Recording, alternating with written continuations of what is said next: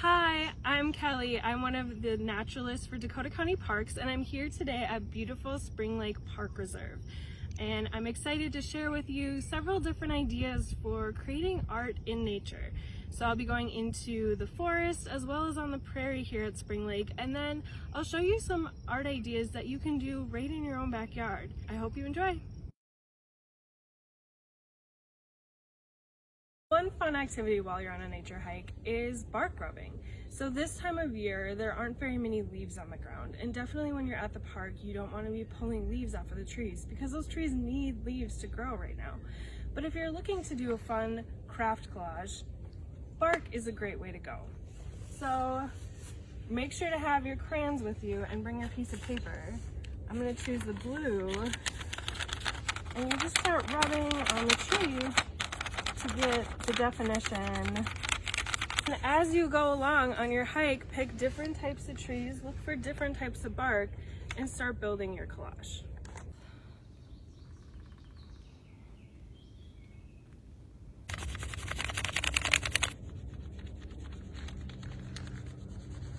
So here you can see I have my finished bark collage. If you don't have crayons, you can definitely use a pencil as well. That works really well for getting the bark rubbing. I hope you enjoy this project, and if you're doing this in the fall, definitely pick up any leaves that you find that have fallen on the ground. This is a great way to get leaf rubbings, but this time of year, bark is a great option.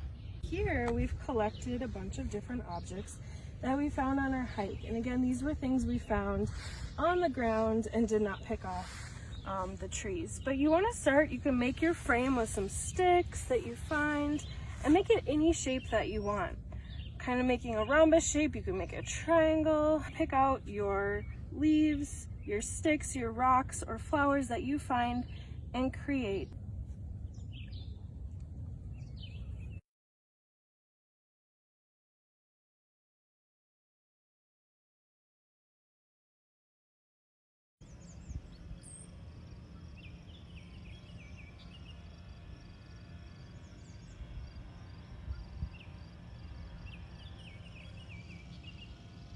Making a tote abode for your neighborhood frog or toad is really easy, and it's a great way to upcycle materials you may have in your house.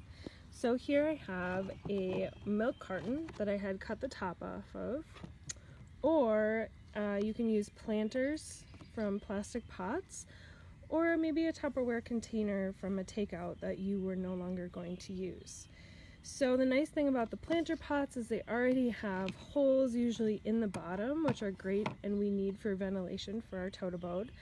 Otherwise, make sure to get an adult, but you'll want to create a entrance for your tote abode as well as some sort of circulation at the top if it is not already part of the container. So always ask an adult for help on this part before you start making your tote abode. Now that we have our tote abode container with the entrance and the tops that have the ventilation holes, you'll want to go gather some different things you find in your yard. So here I have some pieces of bark that had fallen off the tree.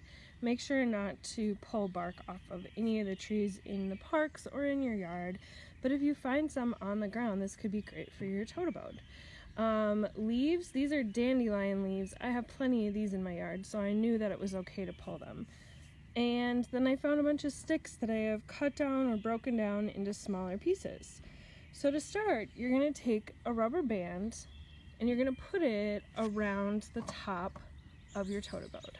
You can see that my tote abode is now getting covered in the different materials, and so I'm going to continue all the way around and finish up the back side of the tote abode. So here's my tote abode with all of the sides finished, but I think that this is missing a roof. So I'm going to add a few pieces across the top, sticks, and maybe some more bark. You could also use leaves, but remember, you don't want to cover up the holes of your tote abode, so you want to leave some room for the water and air to be able to come in. Here you have it, the final tote abode with roof ready to go out in the garden. With placement of your tote abode, I'm putting mine down in my garden. And as you can see, it's in an area with lots of other plants. Toads and frogs like to be in cool, damp areas, especially in the summertime when it gets really hot. So look for an area in your garden that's shaded by some different plants that's going to stay a little bit out of the sun and is going to have a lot of moisture. So I hope you enjoy making your tote abode and adding a little bit of habitat to your yard. So what you will need is some chalk.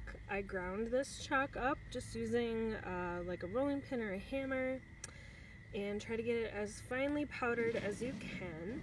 So just using some sidewalk chalk and turning it into a powder. If you also have tempera powder paint, you could use that as well, but since I didn't have any of that, I used this chalk here.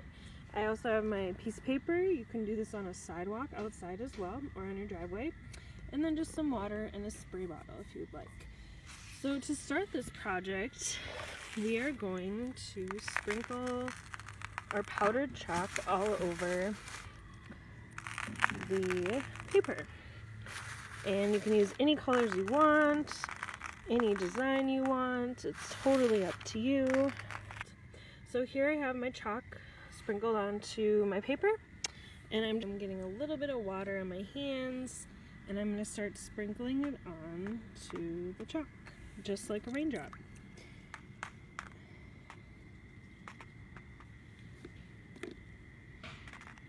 If you know that it's going to rain ahead of time, make one of these up and put it outside, or decorate your sidewalk and then wait for it to rain and see what the raindrops do.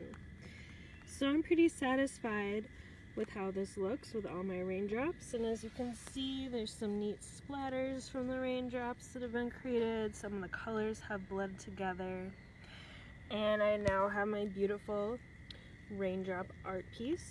When this dries, I can just knock off the excess chalk and you will have a beautiful piece of art to put on your fridge. I have some examples over here of other raindrop art pieces I just made as well, so you can see that there's lots of variation depending on the colors and how much water you put in to your pictures. So have fun making art.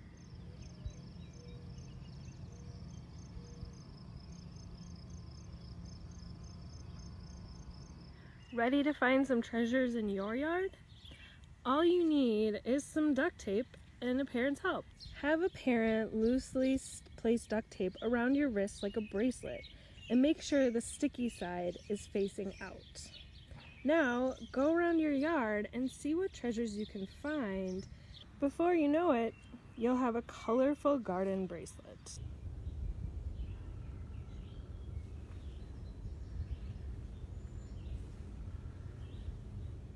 I hope you enjoyed today's art projects and you have a great time out in our parks or in your yard creating some new art.